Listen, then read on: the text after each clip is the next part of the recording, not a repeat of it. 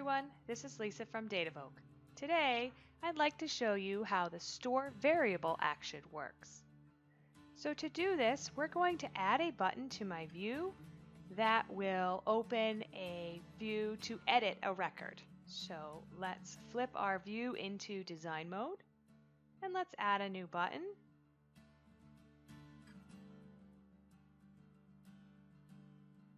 And now let's edit our button. And we'll give it a good name.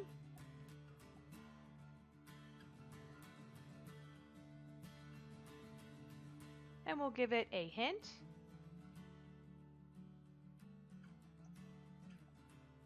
And we will update the icon. And now let's add our first action, which will be store a variable. And we can give it a tool hint. And in this case, we're going to be storing the order ID. So let's give it a name. And I'm going to start with the name of the view that we're looking at. And then I'm going to tell it the actual property. So as you can see over here on the right hand side, it shows the name of the variable we have just created. And down here under the expression, you can either in single quotes type anything that you want to be stored as this variable, or if you go into the expression builder, you can go in here and build an expression for the system to save. In our case, I just want it to store the order ID. As you can see, that's down here in the expression. So now we want to add one additional action for open a view. And we're going to select the view that we want it to open, and we want it to open our edit or update view. So now that we've added our view, we want to go in and quickly edit the view by using this button here.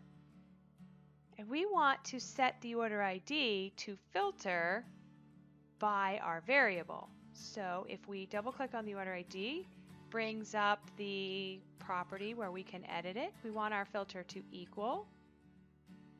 And then we can choose the variable that we set. And as you see, we have down here orders view dot order ID. Select that, save and close. And as you can see, and now it shows it here. Save and close. We'll save and close again. We'll capture our work. So now if we select this record and we click Edit Record, it brings up our new view for the record that we've selected. It's always a good practice to clear your variables when you're done using them. So in this case, let's go into our close button and clear our variable when we close this view. So let's go into design mode. And we'll go into our close button and we will edit it. And let's add our store variable action. And let's move it up because on close buttons, any actions have to occur before the close action. So now we have our store variable action above our close action. So we can add a comment.